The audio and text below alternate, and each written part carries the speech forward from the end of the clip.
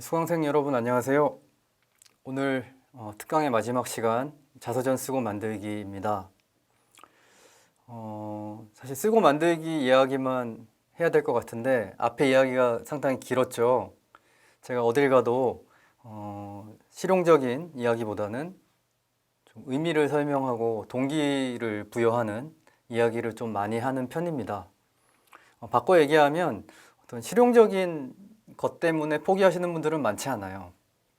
글을 쓴다는 게 사실 상당히 어려운 일입니다. 오랜 시간이 걸리고요. 중간에 포기하고 싶은 이유가 너무나도 많죠. 그럴 때마다 내가 어떤 의미로 이 일을 시작했는가, 이걸 했을 때 나에게 어떤 내 삶에 중요한 의미가 있고 커다란 변화를 만들 수 있을까, 그런 것들을 기억하신다면 좋은 결과에 도달할 확률이 훨씬 더 높다고 저는 생각을 합니다. 그래도 글 쓰는 방법, 과정들은 소개를 하는 게 필요할 것 같고요. 보통 글 쓰는 거에 대해서 두려움들 많이 가지세요. 저는 글을 쓰는 걸 업으로 삼아온 사람이기 때문에 조심스럽긴 하지만 저는 그래도 글이 가진 가장 큰 장점은 누구나 할 수 있다. 뭐 그림은 못 그리는 사람도 있을 수 있지만 또 뭐 조각은 못하는 사람도 있을 수 있지만 글은 그래도 우리가 누구나 쓸 수 있지 않은가 생각을 해봅니다. 글을 전문적으로 쓰는 사람에게도 글쓰기가 어려운 순간이 있어요. 그게 뭐냐면 내가 뭘 써야 될지 모를 때가 가장 어렵습니다. 옛날 같으면 원고지 앞에 앉아서, 요즘은 이제 컴퓨터 앞에 앉아서 1시간을 앉아 있어도 단 한마디가 나오지 않아요. 그런 경우 뭐냐면 내가 무슨 이야기를 하고 싶은지 모르기 때문입니다. 그래서 쓸 재료를 먼저 준비해야 돼요. 그걸 이제 국어 시간에 예전에 배운 기억이 나실 겁니다. 소재와 주제 들어보셨죠? 이제 글 쓸 재료를 소재라고 해요. 생애 연대표 혹은 마인드맵이라는 형태로 한번 소재를 정리해 보는 겁니다.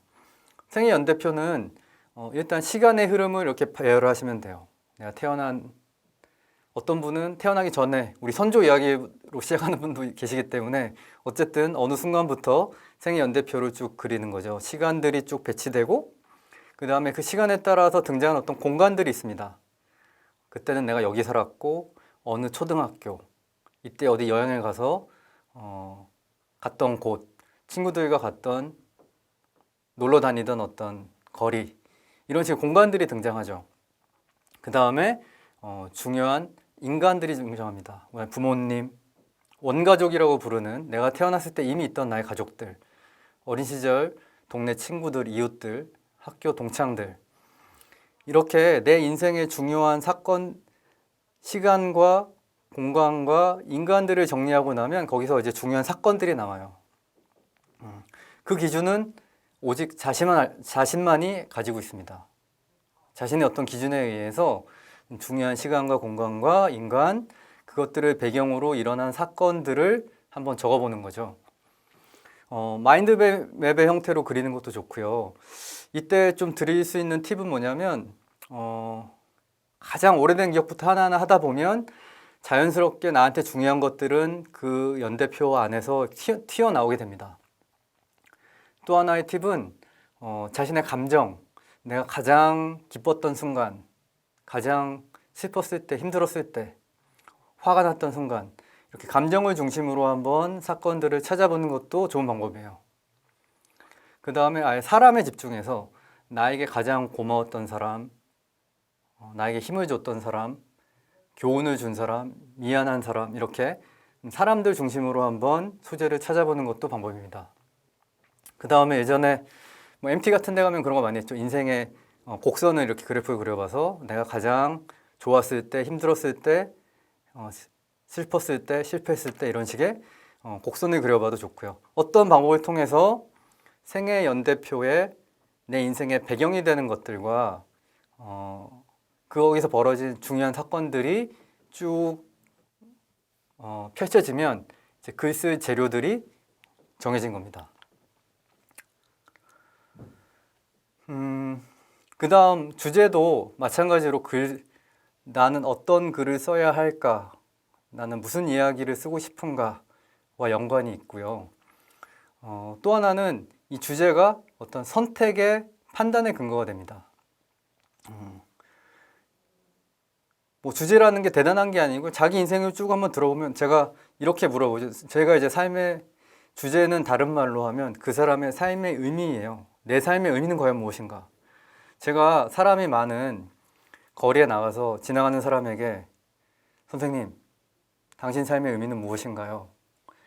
그럼 사람들이 뭐라고 하겠습니까? 도를 아십니까? 이렇게 생각을 하겠죠. 그렇게 물어봤을 때 자신의 삶의 의미를 꺼낼 수 있는 사람들은 없습니다. 쉽게 얘기하면 우리가 평소에 내 삶에 중요한 게 뭐지? 내 삶의 의미가 뭔가를 고민하고 사는 게 아니라는 거죠. 그럼에도 불구하고 자신의 지나온 인생을 쭉 정리를 하다 보면 거기서 뭔가 반복적으로 등장하는 무언가가 있습니다. 예를 들면 어떤 어르신은 반복적으로 그래, 나는 참 그때 누구를 도와줬지. 우리 어머니가 하도 힘들어 하셔서 내가 학교도 가는 것도 포기하고 어머니 살림을 도왔어. 그래서 어머니가 세상을 떠났을 때 나한테 참 고맙다고 이야기를 했지. 이런 식으로 도왔다, 고맙다라는 말이 계속 반복돼요. 이분의 주제는 무언가 감사, 누군가에게 봉사 이런 식으로 한번 정리를 해볼 수가 있는 거죠. 반대로 어떤 사람은 나는 뭐 내 인생 우리나라가 전쟁도 겪고 참 일이 많은 나라인데 나는 참 운 좋게 다 비켜갔어. 이렇게 이야기하시는 분은 뭔가 있는 그대로 그분이라고 왜 삶에 어려움이 없었겠어요. 이런 분은 그러한 어려움들을 있는 그대로 순응하는 삶이었다고 저는 생각을 하는 거죠. 이렇게 내 삶의 주제를 찾아보자 이런다고 찾아지는 게 아니라 삶의 흐름을 쭉 정리를 하다 보면 뭔가 나의 삶은 좀 이런 게 중요했구나. 나의 삶은 정말 우정이 정말 중요했구나. 나의 삶은 어려움을 어떻게 극복하느냐가 중요했구나. 이렇게 자기 삶에 중요한 무언가를 찾아낼 수 있다면 그것이 주제가 됩니다. 이 주제가 상당히 중요해요. 주제가 없다면 한 사람의 삶에 나열밖에 안 됩니다. 태어났다, 학교 갔다, 친구를 만났다, 졸업했다, 취직했다. 그냥 사실의 나열이죠. 하나의 주제가 생김으로써 이 사람의 삶은 이러했다 라는 큰 이야기가 생겨요. 그 다음에 이 사람의 삶은 왜 이러했는가, 어떻게 그러했는가, 지금은 어떠한가 이렇게 그 주제에 맞게 사건들을 선택할 수 있는 거죠. 원고를 시작할 때는 그냥 쓰셔야 됩니다. 무작정 쓰셔야 됩니다. 말도 안 되고 하나 쓸 때마다 이거 맞춤법 이게 맞나? 맞춤법은 나중에 고치면 됩니다. 이 친구 이름 이거였나? 그거 찾느라고 일주일 동안 멈추지 마시고 일단 친구 이름이 정확하게 기억이 안 나면 동그라미라고 쓰더라도 당장 써야 나중에 고칠 수가 있어요. 세상에 어떤 천재가 완전한 문장을 머릿속에서 만들어가지고 이렇게 쓰면 되겠구나 차차차작 일필휘지하는 경우는 없습니다. 그건 우리의 환상에 있는 거고요. 모든 좋은 작가일수록 일단 써놓고 고치고를 많이 해서 좋은 글을 만듭니다. 그래서 생각나는 대로 종이에 옮기고 나면 이제부터 고칠 수 있는 여지가 생겨요. 머릿속에 있을 때는 머릿속에 맴돌 뿐입니다. 글을 쓸 때는 무언가를 계속 판단해야 돼요. 그래서 사실 어렵습니다. 판단할 때 어떤 근거를 가지고 판단을 하냐면 예를 들면 이런 거죠. 이야기를 쓸까? 말까? 다른 중요한 얘기도 있는 것 같은데 이런 게 판단이에요. 이 이야기에서 이렇게 묘사를 할까 저렇게 묘사를 할까 이런 게 판단이죠. 이런 판단을 할 때 근거는 하나는 납니다. 나의 주제의식. 이런 이야기를 쓰는 거니까 이건 중요하지 않겠지 하고 뺄 수 있는 거죠. 이런 이야기를 하려면 이거는 중요해 라는 기준이 바로 주제의식입니다. 두 번째는 독자들이 누구인가죠. 독자가 이런 독자라면 이런 이야기는 해야 돼. 이런 독자한테 굳이 이런 이야기를 할 필요 없어. 주제의식이 있고 독자가 있으면 글을 쓰기 쉬워져요. 그래서 자서전을 쓴다면 독자는 누가 될지 모르지만 머릿속으로 한 명의 독자를 상상하시는 게 좋습니다. 지금 나에겐 없지만 앞으로 태어날 손주가 10살이 되었을 때, 그러면 그 손주라면 우리 시대에 이런 것들은 잘 모르겠지. 이것은 내가 설명을 해줘야지. 이런 판단이 가능해요. 그 시대에 내 손주한테 내가 굳이 이런 이야기 쓸 필요 없어. 뺄 수 있는 거죠. 이렇게 나의 주제의식과 독자의 입장을 가지고 판단을 하시면 됩니다. 이렇게 글을 쭉 써 내려가다 보면 이렇게 쭉 무르르듯이 끝없이 가는 게 아니라 이제 일정 덩어리들을 묶어서 챕터를 만들게 돼요. 같은 시기를 다루고 있거나 같은 주제를 다루고 있는 글들을 묶어서 하나의 챕터로 만들고 그 챕터에 제목을 달아줍니다. 예를 들면 초등학교 시절의 이야기를 쭉 쓰는데 그때는 이사를 정말 많이 갔어요. 아버지가 직장 때문에 좀 친해질만 하면 전학을 가고, 그러면 전학 다니느라 바빴던 초등학교 시절, 이런 식으로 일단 간단한 제목을 달아놓고 이 챕터의 제목은 제일 마지막에 바꾸는 거죠. 또 뒤에서 어떤 얘기를 쓰다가 이야기가 생각이 났는데 이거는 그 초등학교 때 이야기에 들어가야 돼. 그럼 거기에 다시 돌아가서 조금 수정을 해야 되는 거죠. 이렇게 저희가 글을 아무리 길게 써도 그거를 덩어리로 받아들이는 게 아니라 작은 덩어리로 나눠서 받아들이기 때문에 이렇게 챕터를 잘 만드는 것이 중요합니다. 이렇게 글을 써서 쓰고 나면 이제부터는 끝없이 읽고 고칩니다. 읽고 고친다. 표현을 다듬는다. 순서를 조정한다. 읽기 편하게 고친다. 이런 것들을 윤문한다 그래요. 윤문. 글을 꾸미는 거죠. 그 다음에 문단도 한 챕터 안에도 여러 개의 문단이 있는데 한 문단에는 대체로 같은 내용들이 이렇게 들어 있습니다. 뭔가 이질적인 게 들어와 있고 너무 길거나 짧으면 이런 것들을 다듬어서 문단을 다듬고요. 좀 더 커지면 챕터를 다시 구성하고 제목도 바꿔보고, 그 다음에 챕터들을 모아서 목차도 한번 구성해 봅니다. 지금 이제 원고 쓰기라는 소제목으로 제가 이야기를 하고 있는데 책을 만들 때는 사진도 원고라고 불러요. 쉽게 얘기하면 책을 만드는 재료인 원고는 글과 사진 두 가지가 있는 거죠. 그래서 여러분 책 중에 가장 재미없는 책이 그림 하나도 없이 글만 있는 책이거든요. 여러분 옛날에 태어났을 때 사진부터 오래된 흑백 사진도 있을 수 있고 많은 사진들이 이렇게 스캔해서 들어갈 수가 있어요. 그런 사진도 이번 기회에 예전에 찍어뒀던 사진들, 앨범에 오랫동안 보지 않았던 사진들 모아서 한번 보시고 사진을 정해서 스캔을 하시면 됩니다. 그 다음에 사진마다 설명들, 이제 캡션이라고 부르죠. 등장인물은 누구고 언제고 그때 왜 누가 카메라를 들고 와서 찍었는지 그런 이야기들을 정리하는 것도 중요합니다. 그리고 책의 가장 마지막에 하는 일이 보통 제목을 정하는 일이에요. 제목 정하는 게 어렵습니다. 앞서서 얘기했던 주제와 관련이 있어요. 그 사람의 인생에 가장 중요한 의미를 가진 것이 가족이었다면 가족과 관련된 어떤 제목이 나오겠죠. 그 사람의 가장 중요한 것들이 제가 진짜 그런 분이 계셨는데 나는 내 인생 가장 중요한 거는 내 마을을 위해서 내가 했던 이 많은 일들. 이분은 그 지역, 마을 이름, 지역을 위해서 살아온 삶, 이런 식의 어떤 가지가 나올 것 같아요. 이런 식으로 어떤 주제와 그 다음에 글에서 등장하는 어떤 표현들을 가지고 몇 개의 가제를 정해놓고 그것들에 대해서 다른 사람들 의견을 물어보면 가장 좋을 것 같습니다.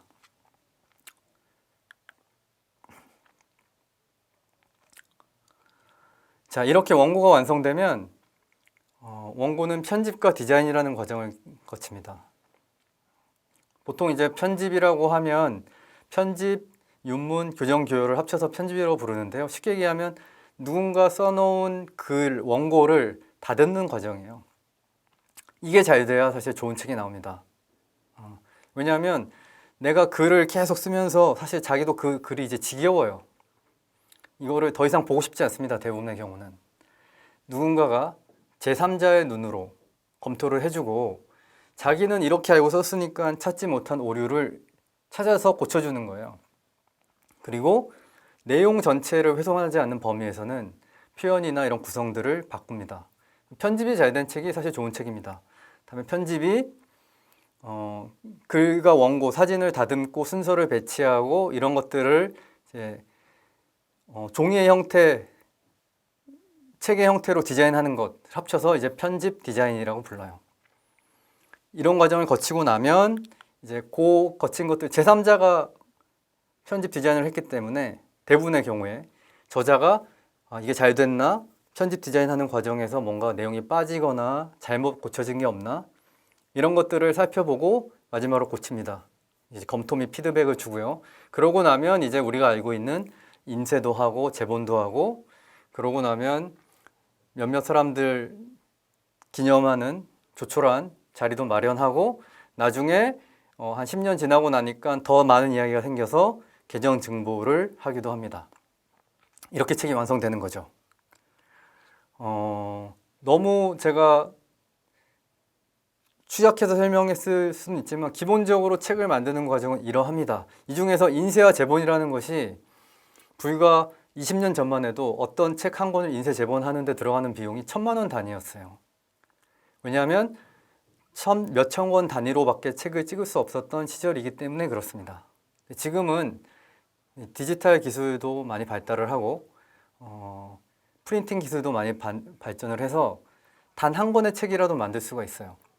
그러면서 가격은 당시와 비교를 하면 말도 안 될 정도로 저렴해졌습니다. 그래서 여러분이 좋은 원고만 완성하신다면 그것들을 편집해주고 디자인해주고 편집 디자인 내가 돈 좀 아끼기 위해서 내가 직접 워드 프로세서에 한번 해보겠다. 충분히 가능합니다.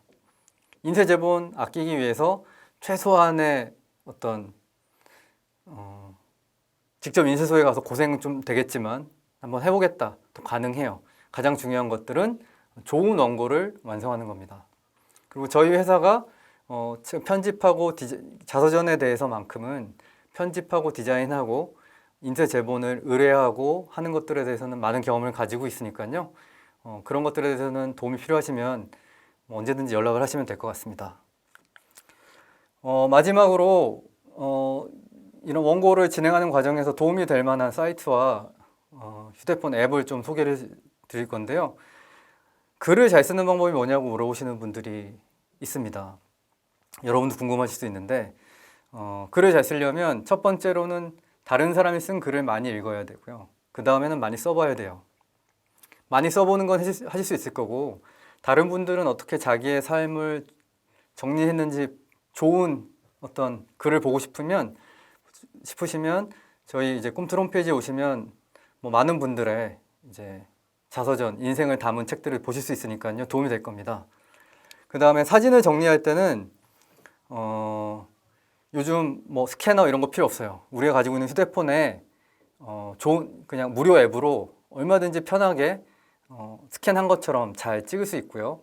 그것들을 책으로 인쇄하기에도 충분할 만큼의 그런 품질을 가지고 있습니다.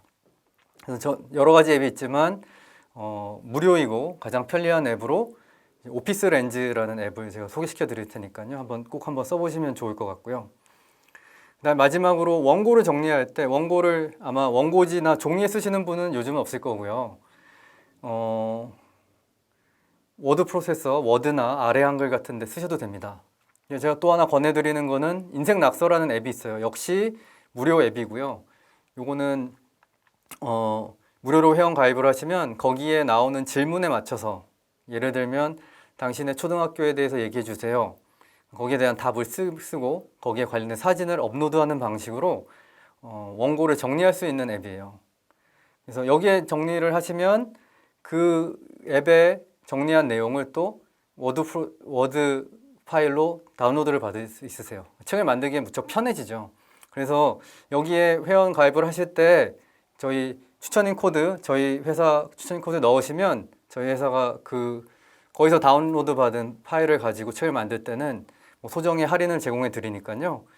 이 앱도 한번 써보시고 앱을 회원 가입하시게 되면 추천인 코드도 꼭 입력을 해주시면 좋을 것 같습니다. 이렇게 특강을 마치게 되었는데요. 고백하자면 저는 어르신들 자서전 쓰는 일을 몇 년 동안 해왔지만 아직 제 자서전은 써보지 못했어요. 그럼 이제 한번 써볼 때가 됐다라는 생각도 들고요. 약간 설레기도 합니다. 다른 분들의 자서전을 많이 써드렸지만 내 이야기를 정리해보면 어떨까.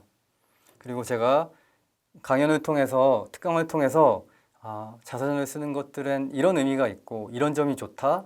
직접 해보면 이런 것들이 있을 거다. 이런 어려움이 있을 거고 이렇게 해나가면 된다. 라고 말씀드린 것들을 저도 좀 빨리 이제 해보고 싶습니다. 제가 가장 기억에 남는 제 강연을 들은 분들 중에 자서전 쓰신 분이 30대 초반의 젊은이였어요.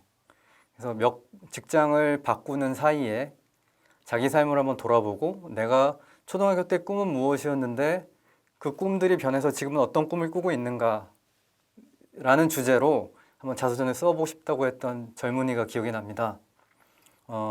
같이 수업을 듣는 분들은 거의 60대, 70대, 80대 어르신이었는데 그 친구가 하는 이야기를 듣고 아이고 네가 뭔데 그 나이에 자서전을 쓰냐 아직 멀었다 이렇게 말씀하시는 분은 진짜 단 한 분도 안 계셨던 것 같아요. 전부 다 그래 나도 저런 시기가 있었지 내가 그런 시기 그때 그런 기록을 남겼으면 또 어땠을까 라고 공감해 주시는 모습을 보면서 자서전을 쓰는데 좋은 시기는 따로 없다는 생각을 했어요.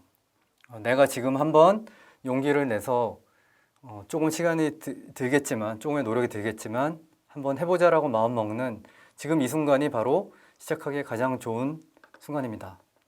바로 지금 내 삶을 돌아보는 자서전 한번 시작해 보시기를 권해드리면서 특강 마치도록 하겠습니다. 감사합니다.